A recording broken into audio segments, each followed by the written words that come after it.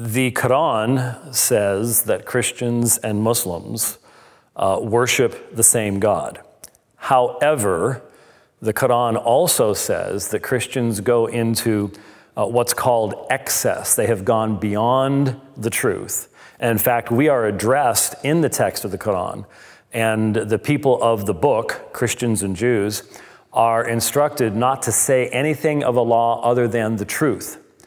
And that to identify Jesus as God, to worship Jesus, to be a true Trinitarian, is not only to go beyond the level, but to enter into a level of heresy that will lead you to hellfire. So on the one hand, while the Quran says, yes, Christians and Jews and Muslims worship the same God, the serious Muslim will recognize that if you truly are a believing Christian, that your worship is inappropriate before God. And in the same way, a Christian answering the question, do we worship the same God, would say, no, we do not. And the reason we do not is because of the fact that God has revealed himself as Father, Son, and Holy Spirit.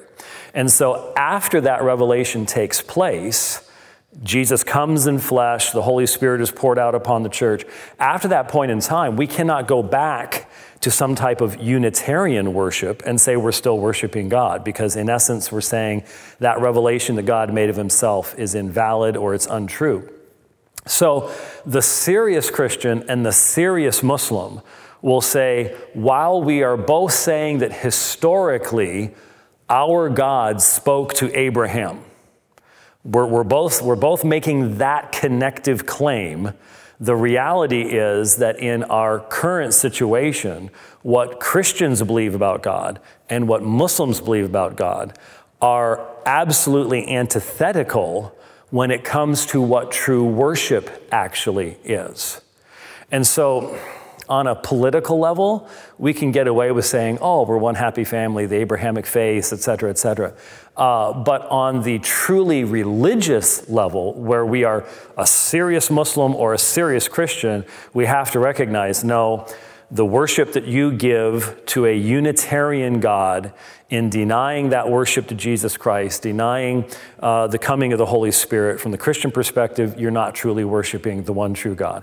And the Muslim says, and you've gone too far in believing those things. And that's why we have to debate those issues and argue about those things. We can't just lay them off to the side, which is what our society wants us to do. They don't want us to have that kind of interaction going on. They want us to be all one big happy family that doesn't really believe anything at all.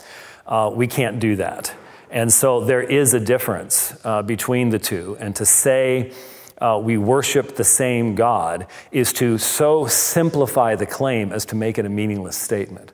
We don't want to be making meaningless statements.